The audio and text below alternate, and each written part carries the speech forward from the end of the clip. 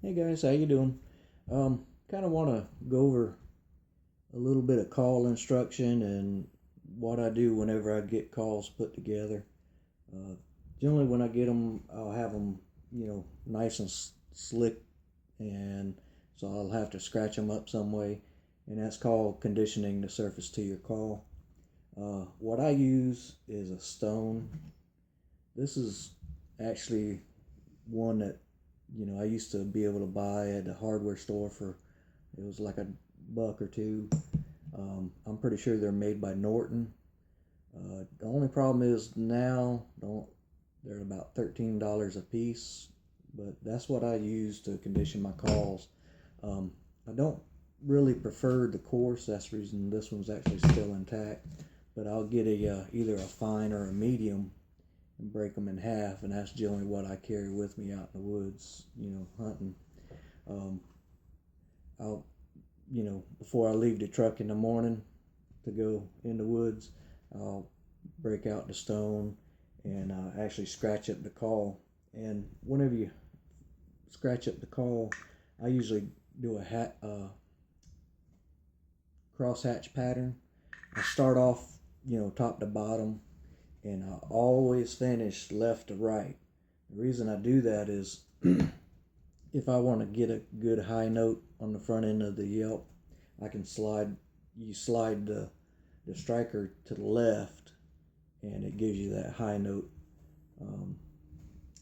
And whenever I test my calls, whenever they're, just finished getting glued up, what I use to test is a primo striker.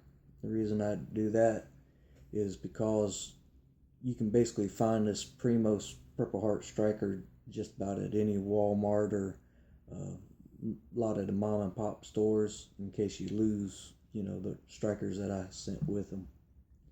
So, just I want to show you how I make the yelps and the purrs, but generally what I do to see whether the call is running, has a turkey sound in it, is I'll start out with the purrs, and I'll test different spots around on the call and listen and see what I can find.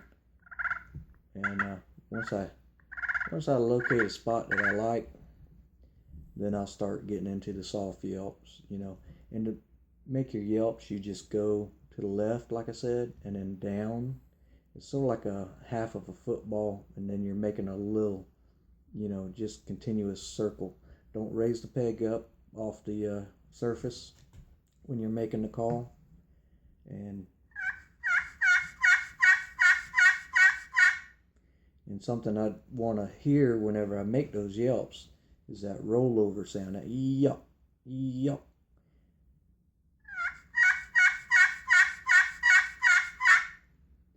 And if you want to, get a little higher pitch, you can just tighten down on the striker a little bit, and that'll give you a higher pitch. Or if you need it a little bit more raspy, just loosen your grip up on the striker a little bit, and that'll, generally give you more rasp. This is like when it's tight, when I'm gripping it tight. And then I loosen up my grip on the striker.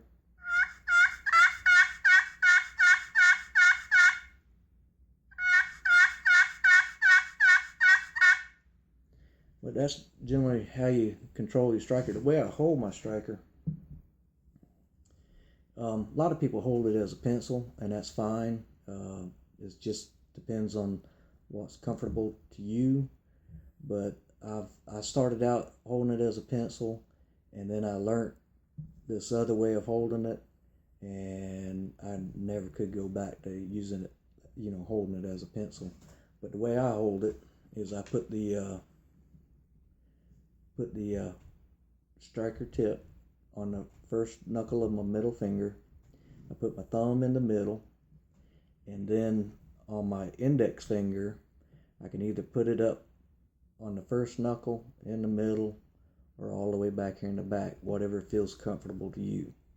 And then I control the pressure by my thumb, and whenever I'm turn pegs, I generally make the middle section here larger if I have the wood to work with, and it just gives better control whenever you're doing it. And it works good too if you're using the the pencil hole to use your striker there also. But I wanted to cover that with you, and I'll show you a couple more times.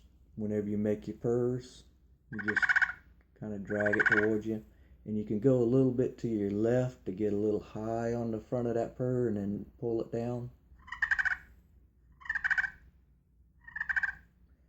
Purrs are generally real soft, and to make your clucks, you just kind of push down a little bit and then pop it up, just real small.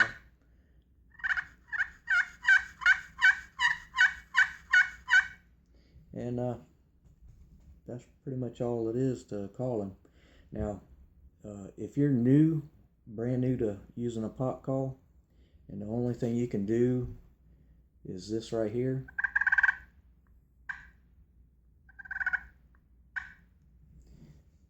you'll probably end up killing more turkeys with that than the guy out there using the call just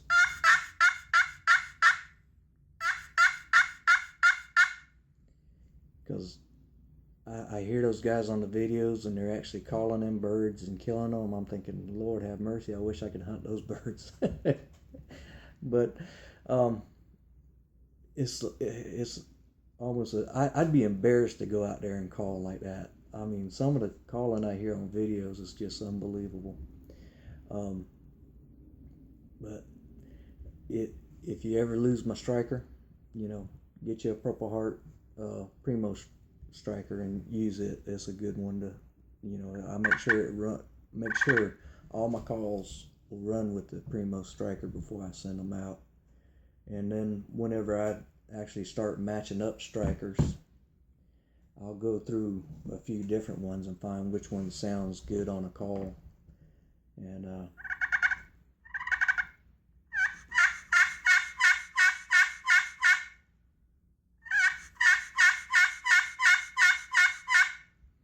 that sounds pretty good to me. If I needed to change the sound a little bit, I'll actually take the two parts of the striker apart and change the weight in the call, or just change out the whole tip. Like the same call here. If I can get it apart. Boy, that one was in there good. Oh, I need that part. And basically I can just change them up, and I use just a little bit of paper towel, and it creates a friction fit, so it actually operates like it'll when it's glued up. If I have enough room to be able to put it in there without breaking them. There you go. Give this one a try now. See if there's any difference.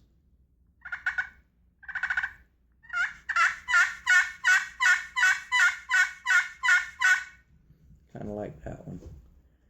But that peg I'm going to keep for myself, because I always end up with pegs that I'm like too embarrassed to send out to people.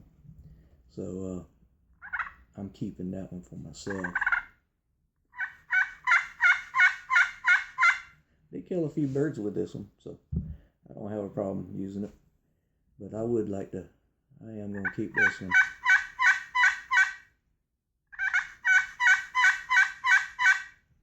That sounds good. That's a, standard, wake up call. Wood pot, curly maple. I don't know whether y'all can see that, but if you kind of, the figure dances in there, that's the maple curly. And then my nightmare call is made out of corian, and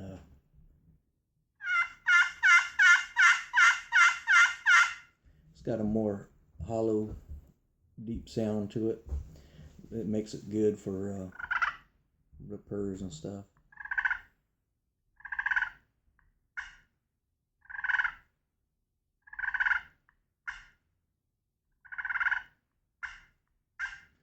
And reason I stress the purrs and clucks so much is because I'll kill more birds with just using purrs and clucks than going out there yelping at them. So,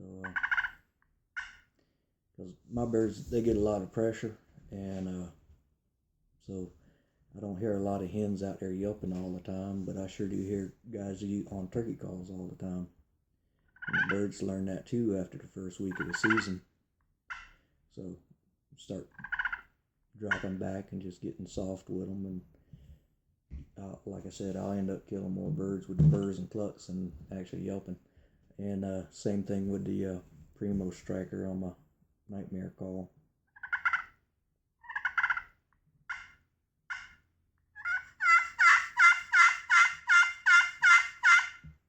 And you can get pretty loud with them. So they're not just for soft calling. The reason I started making calls is because I cannot purr on the diaphragm call, and I needed some, nice, quiet, soft calling calls.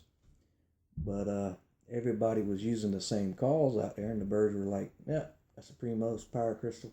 Oh, that's a such and such H&S strut," and it's like the birds learn quick, so you gotta change it up every so often. And a lot of times you get, custom made call they haven't heard before. They're like, that might be a hen. I'll go check it out instead of a hunter. But that messes them up. Oh, we're gonna try to see how loud we can get with this one.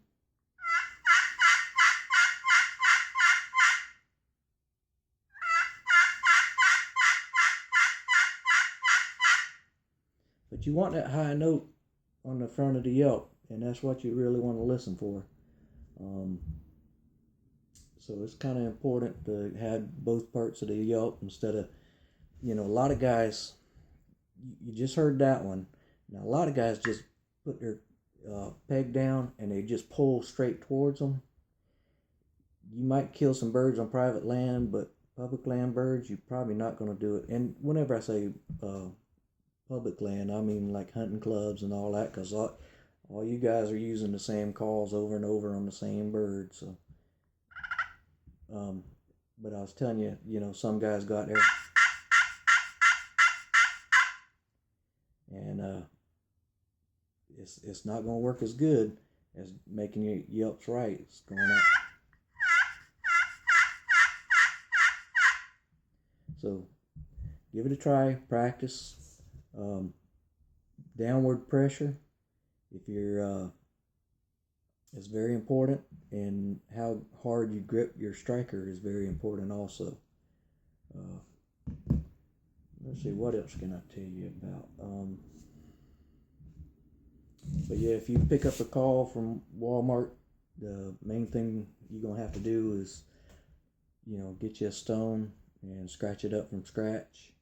A call that I've been using on a regular basis, and not one of my new ones that I'm just testing out, it'll be scratched up pretty much 2/3 the way over.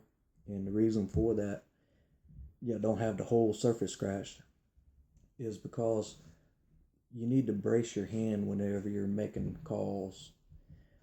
Whenever I call, I actually put my fingers on my heel of my hand to get my support, or I'll actually put my heel of my hand on the call and then bring the call down to it, because you need to have a little bit of support to be able to run the call nice and even. Once you start getting used to it, your muscle memory is set in. Everything will be natural to you. Also, something else, if you wear gloves while you're hunting, it will definitely affect the strikers and the call sound. So I really don't. I wear some Primos gloves and have the fingers cut out of them. And this first finger I have cut back all the way just above the knuckle. What I would actually suggest is the face paint, use it on the back of your hand, and that'll take care of, to color your hand out in the woods and camouflage it up good for you. I never use face paint on my face. I just use a face mask. I like 3/4 ones that'll come up above my nose. And we'll probably do another segment on face mask and different equipment. I got some of my old YouTube videos out there that I was trying to get used to talking to a camera and learning how to use it. But like I said, and my train of thought changes instantly. So you'll probably end up with your calls scratched up over about 3/4 of the way, and whenever you get in there and just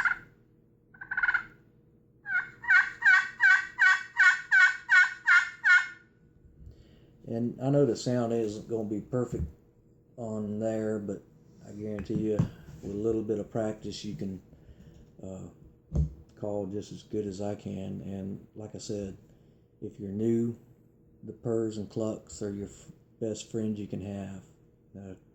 A gobbler can hear that purr just about as far as you can hear him gobble. It's shocked me a few times out there in the woods going, I'll do a purr and a cluck, and that's like, was that a turkey? And then shortly after you can hear him, coming, and yep, it was a turkey. It's happened a few times. Also, on my calls, like I said, I do the mushroom tip a lot of times on my Purple Heart, and on cedar and different calls like that. I generally do a round top, and a lot of guys are doing just a straight cut on their pegs. I haven't really been doing that. I like the mushroom tip and I like the round tips because that's pretty much what I learned on, but a lot of guys are going to the straight tip because it's cheaper, and you're basically, whenever you're calling, you're going to be using, that tip on that other side to get that yelp going. So I might have to start making some straight ones. If you want a straight one, I'll make you a straight one, and I'll make sure it runs good before I send it out to you. But that's the 3 tips I use are the round, and or should I say offer is a square, round, and then the mushroom shaped tip. So anyway, that's pretty much what I have for you. Need to get you a stone. I don't provide them with the calls anymore because the price has gone through the roof on what I can find right now. If that changes, I'll start providing stones again. I think what I'm going to do is make some wood with some sandpaper on it, so if you don't have a stone, you'll be able to use that. But I think most of the guys that if they're ordering my calls, they pretty much have a stone to scratch up a glass surface with. But if you don't, let me know, and I will provide you something to get you started until you can find one for yourself. And that's about it. I think that's covering it. See, it's almost 20 minutes. What else can I talk about? Pretty much that's about it. Let's just do some calling for the next 2 minutes and see what we can get. Oh, that's something. Heavy and light pegs. If on my website I say to tell me that whether you like the heavy or the light pegs. The one on the left here is what I consider a light peg, and this would be a heavy peg. And it's whatever your personal preference is. If you leave it up to me, I'll come up with something that sounds good with me running it, and I'll ship it out to you. But that's what I mean by heavy and light and then you have your choice of tips, either the rounded or the mushroom or square, and different kinds of woods. If you want a particular kind of wood, let me know. If I have it, I'll put it together for you. If I don't, I can probably order it and get. Now, if I order wood, I'm going to check the moisture, and if the moisture's not good in the call, I'm going to have to let it sit Sometimes that takes a while for it to dry out, but I can accelerate that sometimes once I get it cut down. And but you know, be on the lookout for an extended period if I have to order, and then if the wood's wet when it comes in. If it's down into a low moisture range, I can go ahead and turn it, but I like to wait until it's good and stabilized before I turn calls, because the wood calls, in the past, if I hadn't sealed them up just right, they have flexed and they change shape. So I make sure to seal everything good on the inside and out. And so one other thing to talk about. All right, guys. If you want to call, go to my website, wakeupturkeycalls.com, and don't be scared of the prices. Give me a call and we'll try to work something out for you if you don't feel like spending that much. But we'll get something put together for you. Take care.